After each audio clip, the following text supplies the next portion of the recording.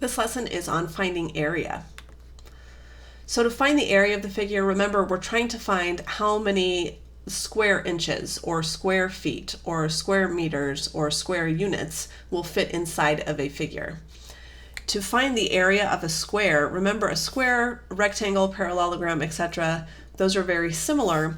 To find the area of a square, I'm just going to take side times side because it's base times height. And we know in a square, base and height are the same thing. Now I'm going to skip over the circle and come back to it.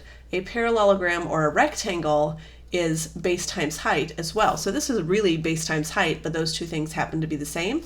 This one's base times height, but if I end up with a parallelogram, which means it looks more like this,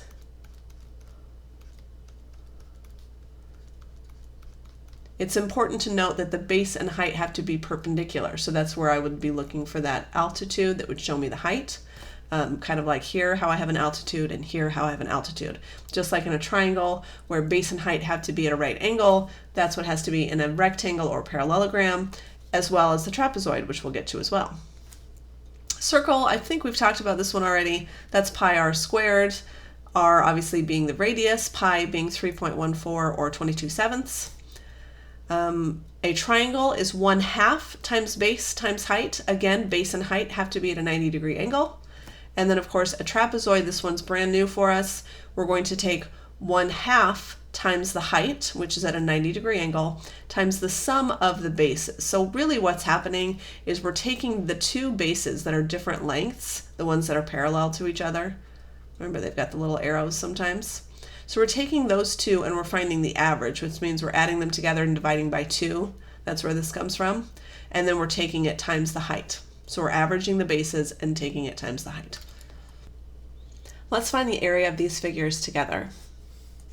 So for the first, this is obviously a circle. I'm going to find the area by taking pi, which we'll use 3.14. They didn't specify in this question, so 3.14 is safe. 3.14 times r squared, so r would be 7 squared. And of course I'll just use my calculator for that. My area using 3.14 is 153.86. Remember, area is square inches or square units, whatever your unit is. For this trapezoid, I'm going to find the area by taking 1/2 times the height. This is a 90-degree angle, so the height is 8. And then I'm going to find the average of 10 and 14, really, is what's happening. The average meaning I'm adding them together, I'm dividing them by 2, and then taking that times the height. I do need to add the 10 and the 14 together. In terms of when I multiply by 1/2, I can do it right away with the 8, or I can multiply the 8 times the sum. It doesn't really matter. I'm going to go ahead and multiply 1/2 times 8 to get 4, and then 10 plus 14 is 24, and so my area will be found by multiplying 4 times 24, which is 96, and of course that would be square feet. Try these two on your own, then press play to see how you did. For the first, I have a parallelogram.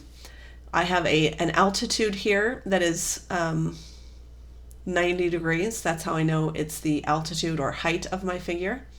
Notice they didn't tell me the measure of the outside here, and honestly it wouldn't really matter because all I need is the base, which is 5, and the height, which is apparently 3 inches, and so my area is going to be 15 square inches. For my triangle, the formula is 1/2 times base times height. The base is 15, but notice here this is an isosceles triangle, and so the height is also 15. So in this case it's 1/2 times 15 times 15, or 1/2 times 15 squared. 15 squared is 225, and half of 225 is 112.5 square inches.